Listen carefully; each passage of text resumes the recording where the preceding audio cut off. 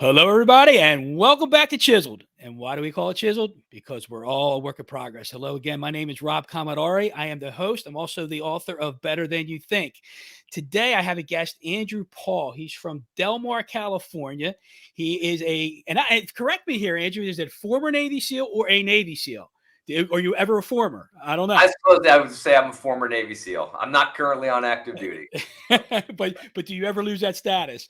So I was a Navy SEAL. I mean, I worked hard to get it. I'm not giving it up. That's right. So we'll say Andrew Paul is the Navy SEAL out of Del Mar, California. He is a lender by trade right now. He's married to his wife of, I forgot what's your wife's 11 years right now. Yep. I jokingly, Rob, I confused you because I jokingly said I've been married 17 years, but not all of the same woman. Right. There you go. But Brooke is your wife, right? Correct. Yes. There you go. Brooke they have 3 children. So anyway, he's been in lending since 2007. And Andrew Paul, welcome to our show today. And thank you, first of all, for your service. Appreciate all those years of service. And welcome to the show. Thanks, Rob. Thanks for having me on. So, Andrew, my first question or two for you is, what drew you to the military and why a Navy SEAL? Yeah. Well, I grew up in New England. So I'm out here on the West Coast now. I've been here for a long time, but 20 plus years. But I grew up in a small town in New Hampshire, and everybody in my family had been in the military. My grandfather was really like the patriarch of our family, and he flew B-17s in World War II. He lied about his age to enlist at 17 years old. And I don't know the exact details of how he made the transition, but he became an officer and became a pilot. And by the time he was 21, he'd flown over 50 combat air bombing missions in the European theater. And so he was kind of the patriarch of our family. My uncle was a retired Master Chief. Cousins were pilots, Seabees, submariners. So I grew up with all these military people in my family. So whenever we would get together, usually like Thanksgiving or Christmas was usually at our house, and all these people would come over. And we'd always be in like the family room watching old war movies, documentaries, and we'd all be sitting around. I'd be hearing these what we call sea stories in the military from all my family members about their time in the service. And so at a pretty young age, I kind of got it in my head that I was going to go in the military one day. I was raised with a sense of patriotism, this idea of service, and I was attracted to that. So I wanted to go in the military. Somewhere along the line, I got in my head that I wanted to be a Navy SEAL. I think, maybe I saw that movie Navy SEALs, right. The most realistic Navy SEAL movie ever. So somewhere along the line, it kind of starts off, you see a cool movie, you think, oh, that would be neat. And then as I got older, that really matured into a calling, right? And I was pretty athletic. I thought, the Navy SEALs were like amazing. And so I wanted to be a part of something amazing. And so that became my goal. And I had no idea just how hard it was going to be. Didn't know what it was going to take, but that began the journey when I was in high school. So in high school, I knew that that's what I wanted to do. So how hard was it? I know you got to do all the training, but I know there's a story about your first day I want you to tell everybody about as well. So tell me about how hard the training was and tell us about your first day. Well, it's interesting. So I became an officer because what happened was, I'm in high school. I want to be a Navy SEAL. My parents, they want me to go to college, natural desire for a parent. And, we're doing this. So we go start looking at colleges, really. And I'm just sort of like placating my parents here, right? And so I went down and looked at Vanderbilt University and went down there looking at that school. We went into this big auditorium. And in this big auditorium, there's all these tables set up with different clubs and activities and things you can do if you go to school here, right? So I see this guy standing there in uniform, and that catches my eye right away, and I make a beeline over to that, and I'm like, hey, like, what club is this? And this guy is standing, and right there on his table is a poster of a Navy SEAL, and it's the classic picture. It's like the Navy SEAL is coming up over the beach. He's got the Draeger rebreather on, automatic weapon, laser sights, fins slung over his wrist, getting ready to kill something, right? And I'm like, okay, this club looks pretty cool. Like, what's he go? Oh, this. I go, what's this? He goes, oh, this is ROTC. Believe it or not, I had no idea what ROTC was, despite having all these military family members. Uh-huh. So I learned at that moment. He goes, oh, well, ROTC is Reserve Officer Training Corps, and what it means is if you go to school here and you go into the ROTC program, the Navy pays for you to go to school. And then afterwards, you go in the Navy for 4 years to pay back the scholarship. And I said, and you can be a Navy SEAL through this program? And he goes, oh, yes, absolutely. Just, straight up, sold by the recruiter, right?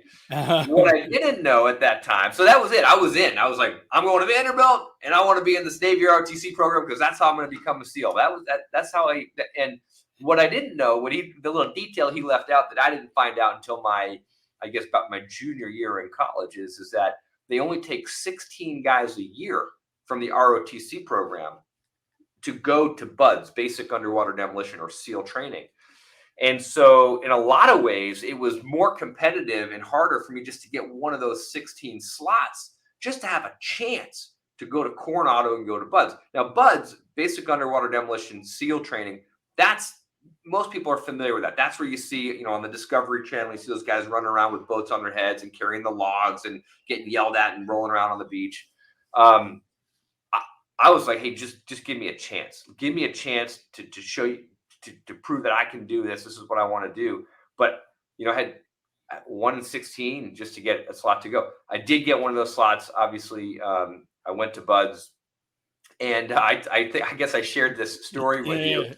You don't know anything. So I get commissioned, right? So I'm an ensign. That's an 01 in the Navy.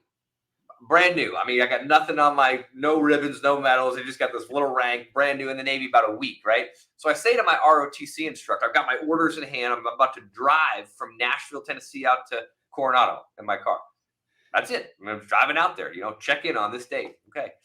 And so I say to my ROTC instructor, I'm like, well, what do I wear when I check in? Do I wear my blues?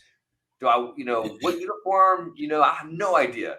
He goes, oh, just, this guy, he screwed me. Didn't mean to, but he goes, oh, just, proper civilian attire. You just check in, it's administrative, and then they'll tell you where to go. I'm like, okay. So I drive in to the Naval Special Warfare compound in Coronado. I don't know. I'm kind of asking, where do I go? They go, you go down there. That's the Naval Special Warfare Center. I go down. I'm in my button-up shirt, and I walk into what's called the quarterdeck, and I got my orders, and I'm kind of sheepishly walk in. I'm just waiting for people climb out of the. Well, I don't know what to expect, And I go, hey, I'm here to check in. Well, just my luck, one of the most sadistic instructors, at that time, was standing there at the quarterdeck when I walk on. And as I just said, I go, hey, I'm here to check into BUDS. And he was like he looks at me like, what did you say? I was like, I'm here to check into BUDS. And he looks up and down in that. And I was like, I guess I should go put my uniform on. He's like, yeah, you go put your uniform on. Crap. Go into my car. I drive down to this gas station. I go into the bathroom in this gas station. I'm putting my blues on, my dress blues, right? My dress uniform. I drive back down there. I go back. He's waiting for me. He goes, hit the surf. Dude, I hit the surf in my full dress uniform. That means I had to run down to the beach, drive up over the sand, run up over the sand berm, dive into the water, come back, roll around in the sand, and come back. The uniform's ruined, that was my check into BUDS. He drops me down. I'm doing push-ups there in my blues. Yeah, welcome to BUDS. Pretty standard welcoming party. So you do that. Is anybody else watching you, or are you just doing this by yourself? That's standard fare at BUDS. I'm sure people are like, you got, I would not say that everybody gets that kind of welcome. Just my luck. I walk into the quarterdeck in civvies. And Instructor Hoy, the guy, years later, great guy, et cetera, but he was a tough instructor and he had his fun with me. That's a great story, though. Thank you for sharing that. So you get there, your budget, your first day now. And I guess right after that, did you meet the rest of the guys that you were training with? Administratively, what happens is you find out what class you're going to be in. And they do, at that time, they're doing about 5, it shifted around over the years, but at that time, they're doing about 5 classes a year. And so depending on when you check in, the next class might not be starting until March 1st, right? So between then, you get into this in-between stage. And in that time, other people are starting to check in and arrive, and that class is forming up and growing in preparation of the start date for that class, the official day one of buds. So in the meantime, we were in this phase that at that time they call PTRR, which is just meant to be you PT, you work out every day, you're just sort of staying healthy, getting in shape, forming up the class, and getting ready to actually begin day one, week one of buds, which started, whatever, like 6 weeks later or something like that. So you're getting to know the guys that you're going to be training Yeah, with before absolutely. buds. Yep. So now bud starts. The first day starts. Is there an like intimidation factor? Is there a fear at all, or like, hey man, I'm in. I'm all in. I'm going to do It is this thing. excitement for me. I mean, Okay. I've been waiting for this. Seems like my whole life. Okay. I actually get a little choked up just now, Rob, because it's like I had such reverence for the SEAL teams and the SEALs, and I felt just truly blessed and just humbled to even be what I kind of viewed as like hallowed ground, Yeah. And I was finally there. It's one of my favorite movies is Rudy, because you guys can't tell from this video my enormous stature, 5'7", 155 pounds. I was told my whole life I could never be a Navy SEAL. So I mean, I really very much my whole life also just connected with the movie Rudy, right? Yeah. I mean, I had many people tell me along the way that I could never be a Navy SEAL. I mean, look, high school can be cruel. I mean, the last thing you do in high school is tell somebody you're going to be a Navy SEAL. And they're like, ha ha, right. I mean, the typical stuff like, whatever, you'll never be a Navy SEAL, to even well-meaning mentors, people who cared about me in my life. I had a guy pull me aside who I worked for. And again, this guy cared about me. So think about this. Think about in your life, if you're going for a goal, you're trying to accomplish something, we have some things we say to ourselves, which is bad enough. We certainly have people around us, naysayers. If we're lucky, we have somebody encouraging us. But most of the time, we've got naysayers people saying, well, it'll never work. And a lot of times we're the worst to ourselves on that stuff, right? Now, I was not, okay? I've got a pretty strong internal dialogue. But I had a guy who, again, this is a guy that I trusted, that I looked up to, who genuinely cared about me. And he pulled me aside one day. And he said, hey, man, I want to talk to you about this Navy SEAL thing. He says, look, I applaud that. He goes, but, look, a great naval. I never forget. This is what he said. I don't remember the rest of the conversation, but this is the line that I remember in my brain. This is 25, 30 years ago. He goes, Andrew, look, he goes, a great naval officer, maybe, but a Navy SEAL, I mean, come on.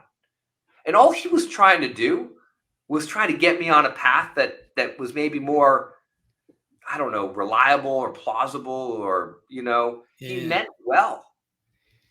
But I had, here's the thing, Rob, my internal dialogue is like, F you. Yeah.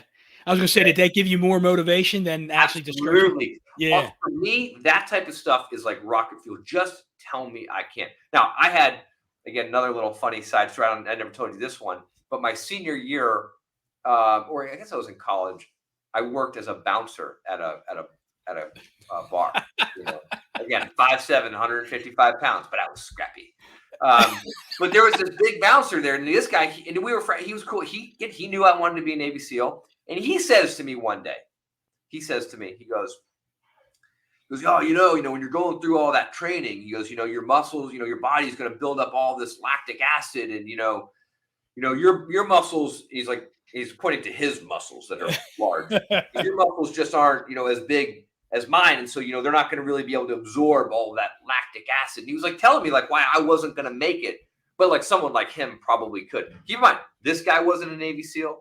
Keep in mind, this other guy I told you wasn't a Navy SEAL. I mean, I had people all over who had no clue what they were talking about, who were not Navy SEAls, telling me all the reasons why I could never be a Navy SEAL. right? Well, it's probably a good thing they did tell you that, because you ended up doing it. You served our country. You did well with it. So thank you again for that. And thank you for showing the emotion too, Andrew, because that's good. It was good to see and good to hear. I could feel it and see it. I could actually see the redness in your eyes on the screen here. So thank you for that. So in the Buds training, how long does the actual Buds training last? And then I know there's a Hell Week, and I want to ask you about that. So how long is the Yeah. training itself? Yeah. So the and kind of weaving into something you'd asked me before, like, oh, what was day one? Like, what was I expecting? Like, I had mentally prepared myself. I had been waiting for this for so long, and I had so many people tell me I could never do this. Like, I was excited. I was on hallowed ground. I was finally. It was go time, right? So the Buds program is roughly 6 months, broken up into 3 different phases. The first phase is the whole thing's really is a selection. It's meant to see it's will more than skill. Like, it's not there to teach you how to, like, what we say, shoot, move, and communicate, how to be a SEAL. It's more about weeding out, right? Mm-hmm. And the first phase is purely physical. That's the stuff you see on the Discovery Channel.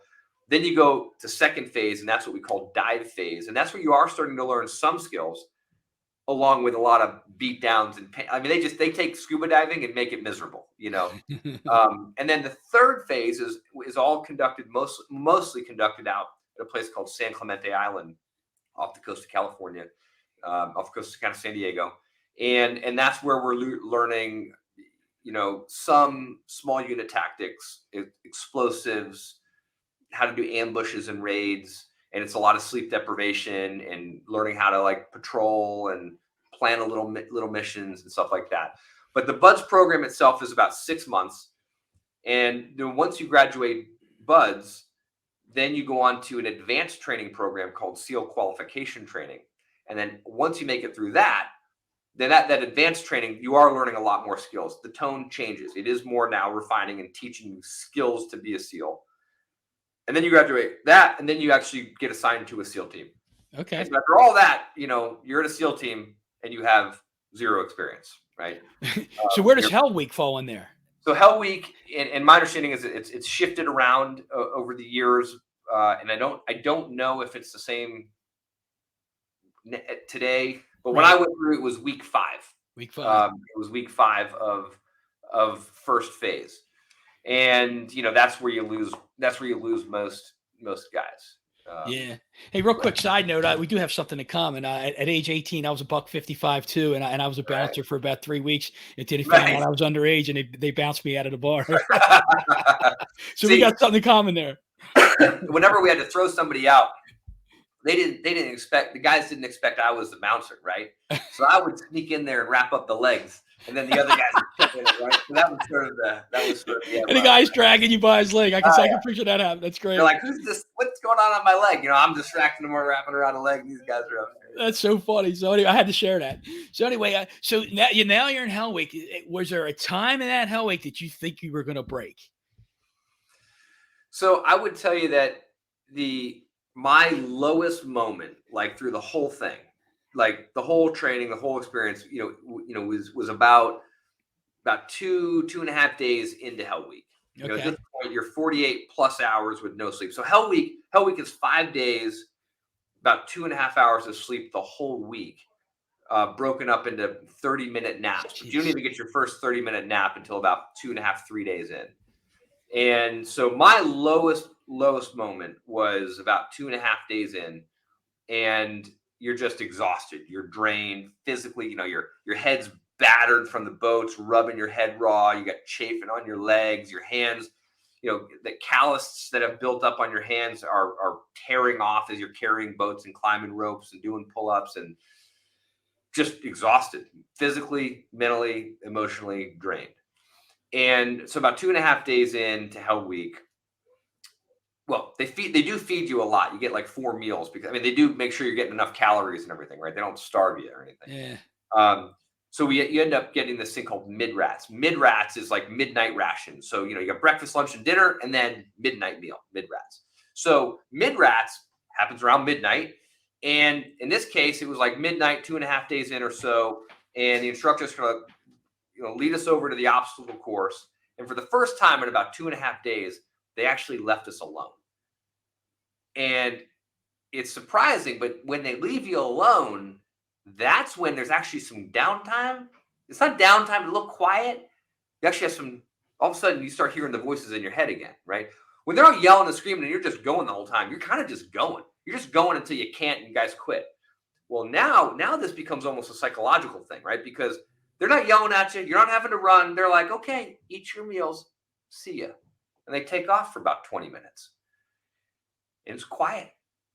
And guys quit. Because for the first time, you're sitting there alone in your own thoughts, thinking about how hard it is, thinking about feeling the chafing, feeling your callus ripped from your hands, hungry, and thinking about having to get back up underneath that boat or get back into that freezing cold water. And that's when it starts messing with you. Yeah, I can imagine. I guess it's like you're too busy and too hectic to even think about that. Now you just got that 20 minutes of downtime. That's when you start thinking about it. And I could totally understand that.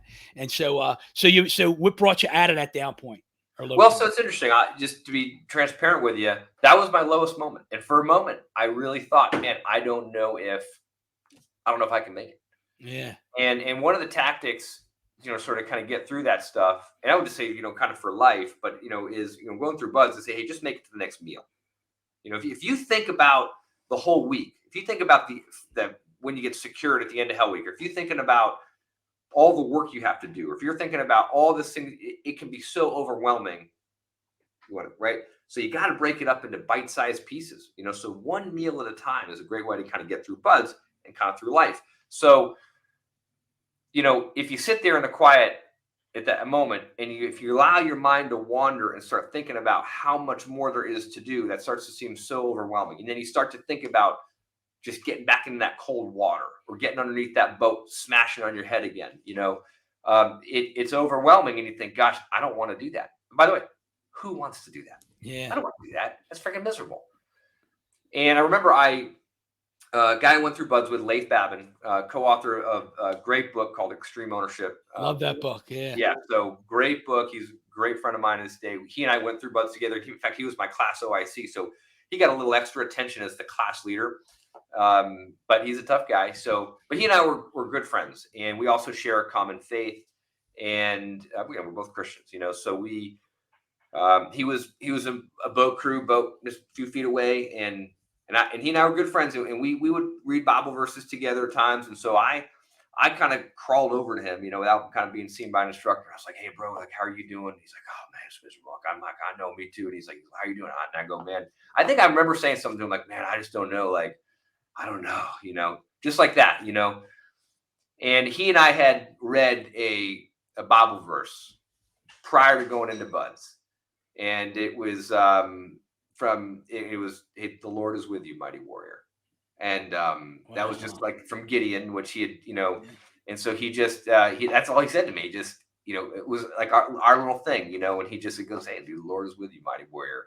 He's like, get back over there, dude, before we get in trouble. That was it. And I scurried back over to my boat, kept eating my food. Instructors came running up over the berm 10 minutes later, blowing the whistle, and then that was it.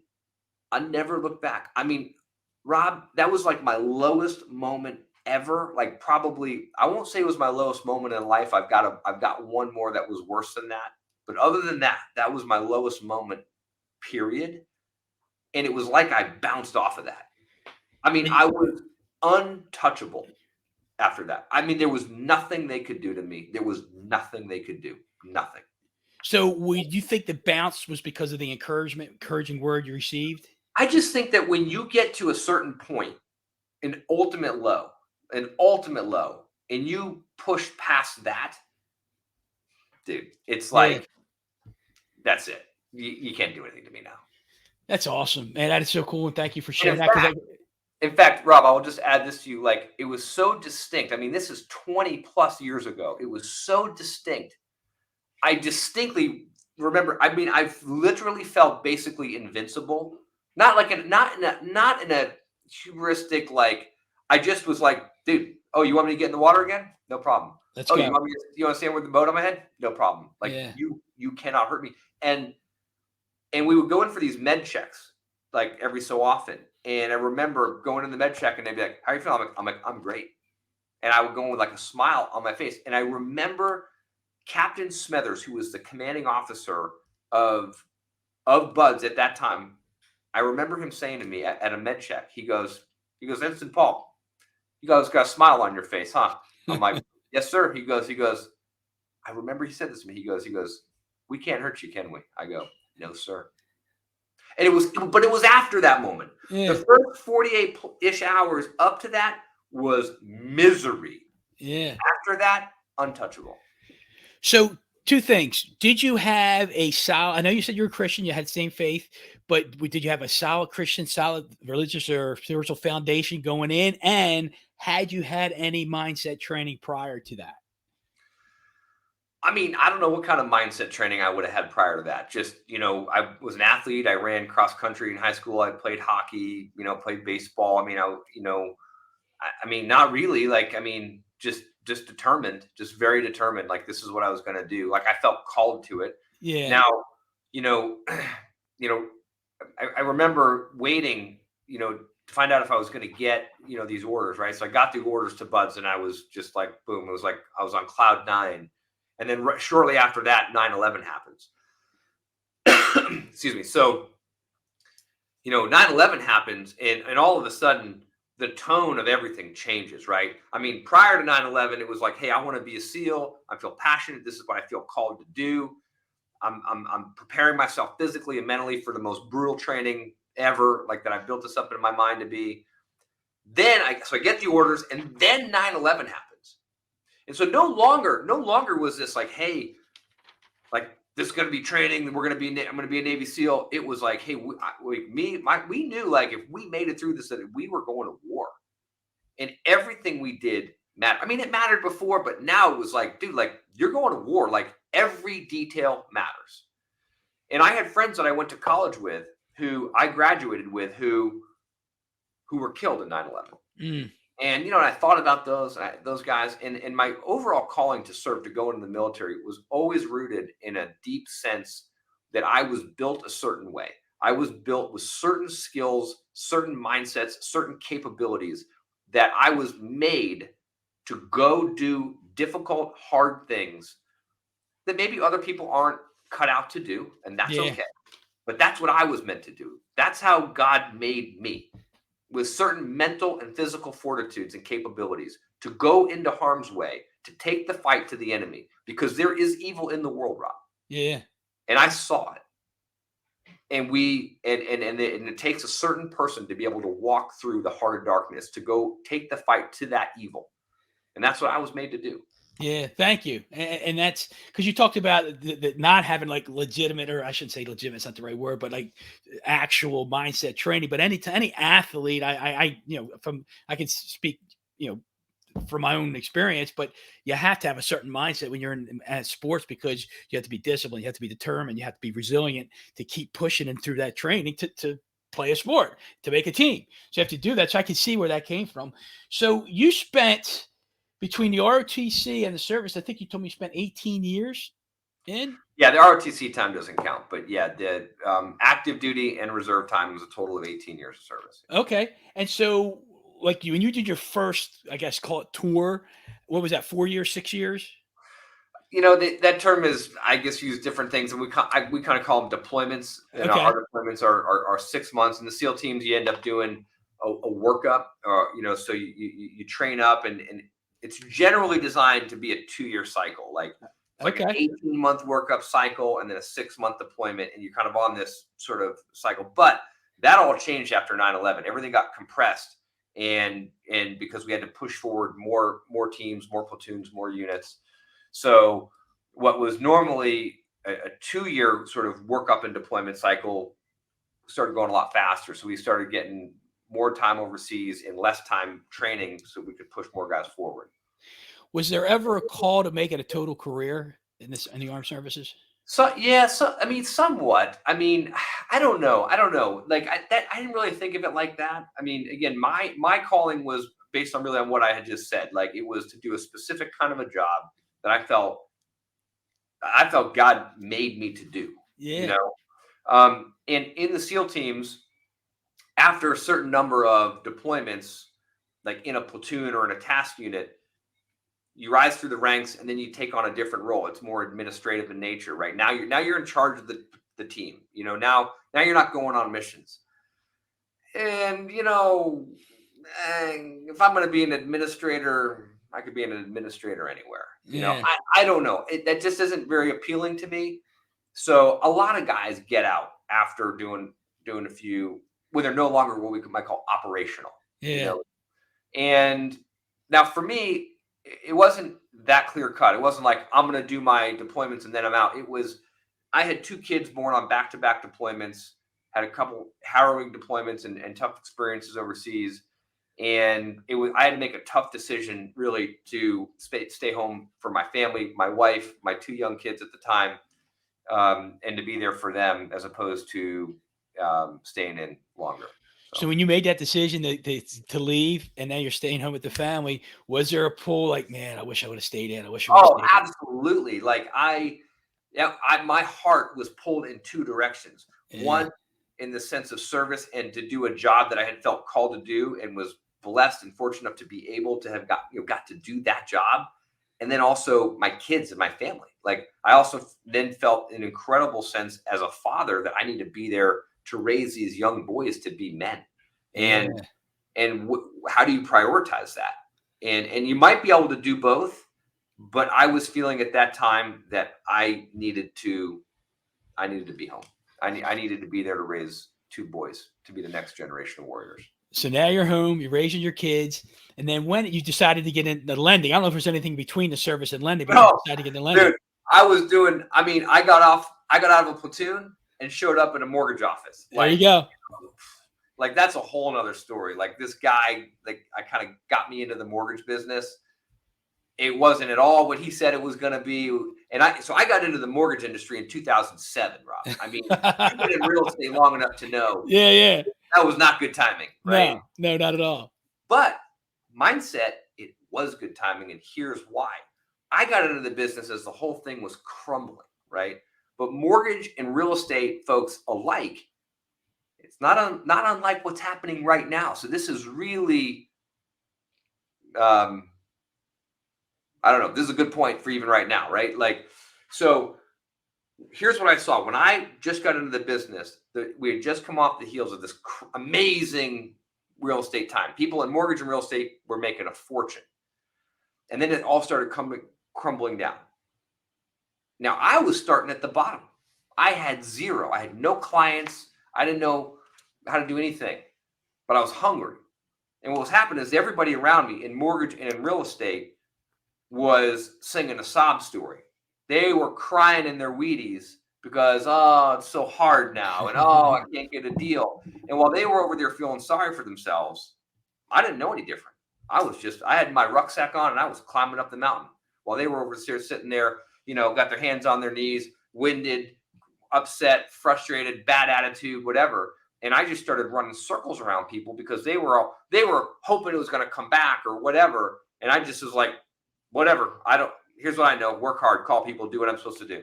And I built my business in one of the most difficult mortgage and real estate times in history. Right? Exactly. And go ahead. And so I'm reminding both myself and I know that there will be people listening to this, who we all know who may be in a tough spot right now. Listen, I know a lot of mortgage people in bad spots. Real estate agents, are having a tough time right now. A couple of things. I went to my first Buffini event in May of 2007. I was invited there by a real estate agent and a former Navy SEAL named Dwight Settle. And he took me to the event. He took me to the event because we were working on a deal together. And we were working for a young Navy SEAL, and they were buying their first home. And Dwight had gone to Peak in Hawaii. And he was like, hey, I'm going to be in Hawaii. If you need me, you can get a hold of me, right? I get a phone call from the client who says, hey, we're looking to write this offer, but the numbers don't quite seem right. And I could just tell something was off. And so I said to him, well, what does Dwight say? And they said, oh, well, we couldn't get a hold of Dwight. And so, we're just talking to the agent, for the house that we walked into. And I was like, no. I go, that agent's representing the seller. I go, call Dwight. He is going to advocate on your behalf, and he's going to tell you what the right price to offer is and what it's worth. Going to look at the comps. And I get a hold of Dwight. I'm like, Dwight, call him, whatever, save the deal and whatever. So as a thank you, I had no idea what this was. He takes me to a turning point in May of 2007. And I can tell, I don't know where my life and my business would be had he not brought me to that event. That's amazing. And for those who listen, there's some people who won't know or don't understand some of the terms you use. You said peak, you said turning point. Oh, yeah. You said Buffini. So, a lot of the guests I interview are through this Buffini community, but there are about 25-30% that are not. And so I've met Andrew through this community, and we go to these 2-day events called Turning Points, and then they have this really higher level event called Peak that we go with someplace out of the continental United States and do a 2-3 day event. So it was really intense stuff. So I got to ask you, how has the SEAL training, how did it, or how has it carried over into your lending world and your life? How's that carried over? Well, I alluded earlier, Rob, I said, that lowest moment was, in Buds, but it wasn't the lowest. The lowest moment was in my transition. So, without getting into too much maybe detail, my last deployment before I left active duty was a really tough deployment. And we lost several guys in my platoon, and including a guy by the name of Michael Mansour, who was in my platoon. He jumped on a grenade and he saved the lives of 2 other guys in my platoon, and he was awarded the Medal of Honor. And I was the one who knocked on his family's door and told him that he was dead. That's the hardest thing I've ever had to do in my life. So I find myself in a very difficult market, no longer around my brothers or in a job that I had trained for and wanted to do for as long as I could remember. I no longer had a steady 2-week paycheck or health benefits. I'm in a commission-based job trying to do a loan. I don't know where my next deal's coming from. I've got houses that I had bought while I was on active duty on stated income loans. I had no idea what those were. I'm struggling emotionally, financially, in my relationships, and I lost everything. I lost every house. I got divorced. I got to a point where the house I was living in, my ex-wife had, moved out. We had 50-50 custody of my kids. There was no furniture in the house. My kids were sleeping on the floor in a house that's been foreclosed on. But there was such a glut of foreclosures back then that the banks they didn't know what to do with them. So I just kind of stayed there, And then finally one day I came home and there was a note on the door from the sheriff, said, "Hey, we're going to be here Tuesday. Don't be." Right? I had no idea where I was going to go. And those were my lowest times. Take a minute there, bud. I mean, as a man, to not be able to provide for your family, for your kids. And I never forget, I was sitting there, I was working on a loan for this pain in the neck client. Just pain in the neck. And I got no other loans going on. So one loan I got, So, and what's funny, so he's shopping me between me and Wells Fargo, right? So all of a sudden, Wells Fargo says, "Hey, we can't do your loan." I don't know. They don't know what they're doing. They're kind of not great at loans. So they kind of were like, "Hey, we don't know how to do your loan," And so he's, "Oh, Andrew, I'm glad I got you." I'm like, "No problem." I go, "Well," he's like, "Well, how are you going to do my loan?" And I'm like, "Well, but I can count this. I can move this over here. We're going to, and that's how that's how I'm able to do it." Well, this son of a gun takes that strategy, goes back to the person at Wells Fargo, and they go, "Oh yeah, well, we could do that." And now, so boom, now he's now he's grinding me on the rate and my fees and whatever. But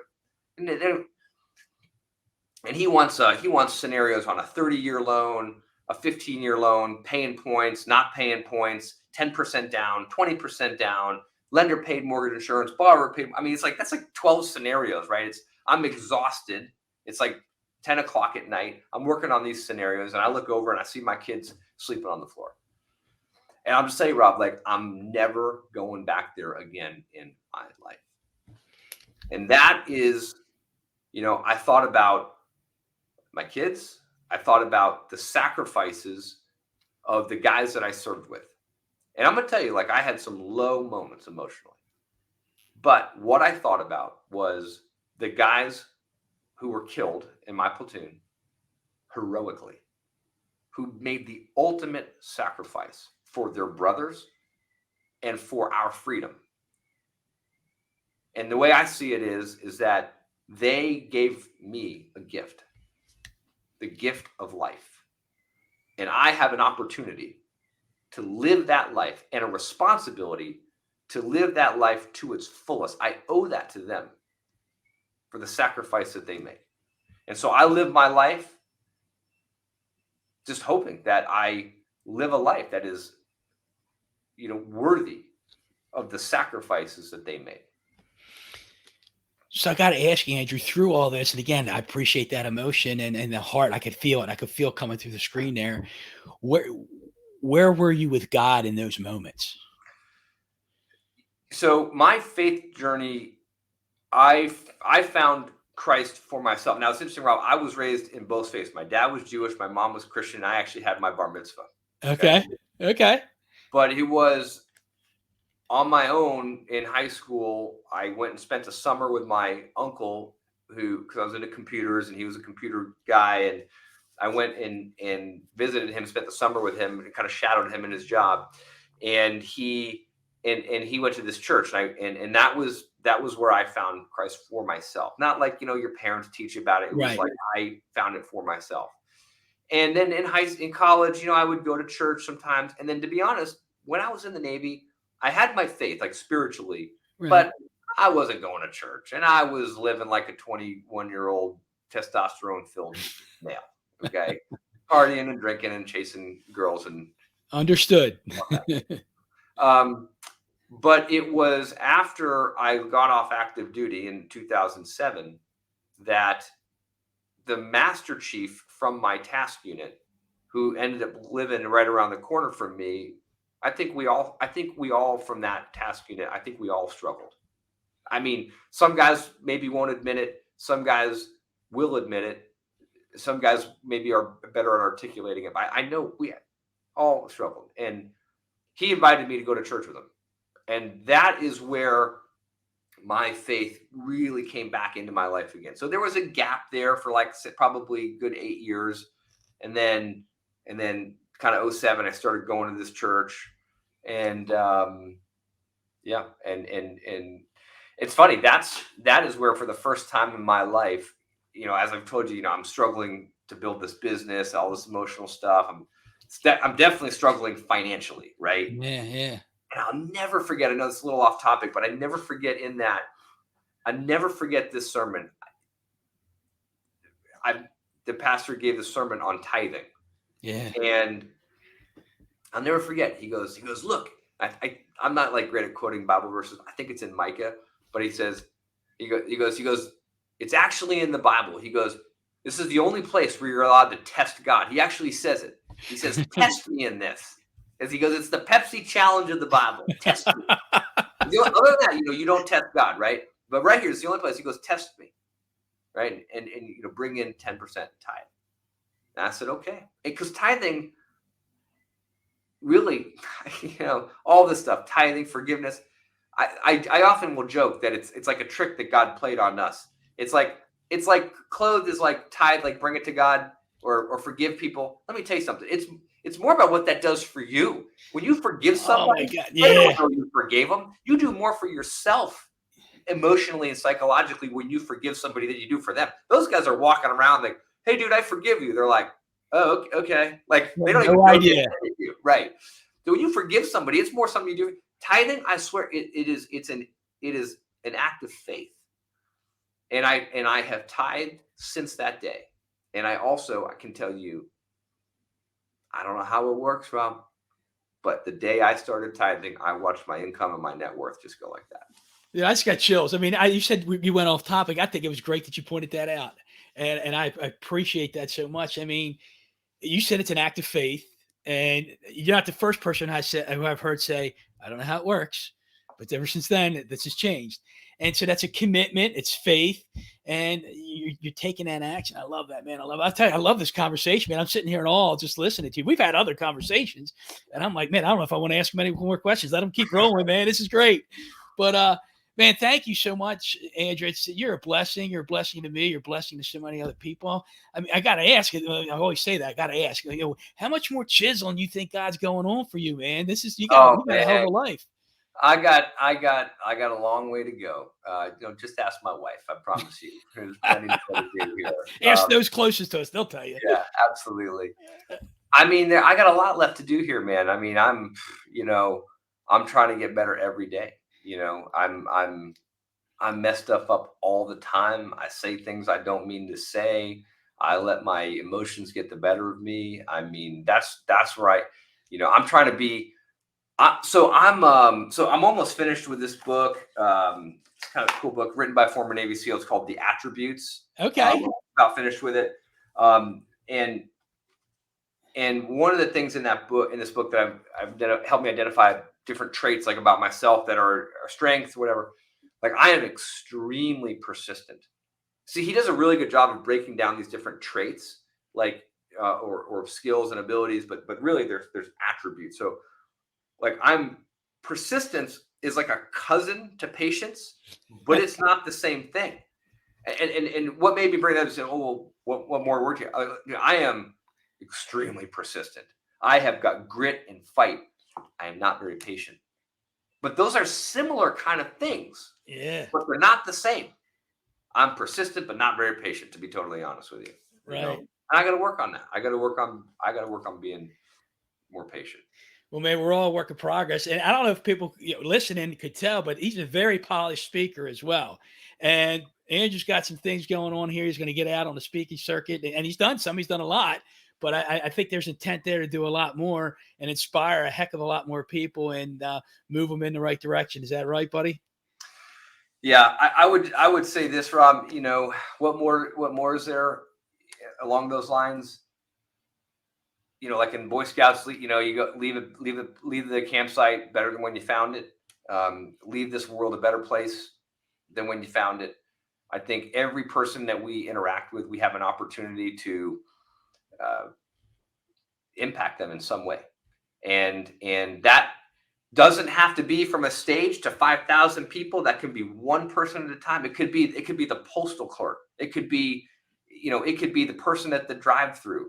It could be your kids. My dad always says charity begins at home. I mean, like sometimes we're all so busy out trying to impact the world. And what about your kids and your family and your spouse? I think that if I can just, I hope that what I do leaves an impact on people so that they can be better in some way as a result of my interaction with them. I think you're already doing it, my friend. You're already doing it. So Andrew, and real quick, so he's a lender. He does a lot of loans for vets. He's taking that niche right there, or some people would say niche. I'm a niche guy. Sure. Anyway. So Andrew, if anybody wanted to get a hold of you, whether it's to have you out there to speak, motivate, inspire, or if it's for a loan, for a vet or any other kind of loan, how would they get a hold of you? I mean, my email's great. teamandrew@benchmark.us, or call my cell phone. I don't care. It's fine. 619. Okay, I was going to say you might want to give them that number. Yeah, there you go. Yeah. But I mean, my email, also my website is like theveteranadvocate.com. Okay. You can get my contact info there. I'm on all the social interwebs, Facebook, Instagram. There you go. If you would repeat your phone number, because I was speaking over you when you did that. Yeah, 619-964-9404. And like you mentioned, my primary vocation is VA loans, because I want to help my fellow veterans. And there's just so much misinformation out there on the VA program, both in the real estate world and in the veteran world. And it's a shame that a lot of times veterans either don't know how to take advantage or maximize their benefit. And then on the other side, a lot of agents out there have these misconceptions. And so they either won't look at or consider a veteran's offer because they've got wrong information about the VA program. And that's my passion now is helping people better understand the VA home loan program so that veterans can build wealth through home ownership. And I know you do a good job at that too, because we've done a couple of deals together. So Good stuff, buddy. Hey, look, man, I know it's time to wrap up here, and I am so honored. I'm moved by you. I've learned some stuff I didn't know about you today, and I'm excited to air this thing live and have you inspire and impact people that listen to it, man. So, Andrew, thank you so much for your time today. I feel privileged. I could go on forever here, but we got to run. So thank you, everybody. Thank you, Andrew. And till next time, everybody, let's go get chiseled. Thanks, Rob.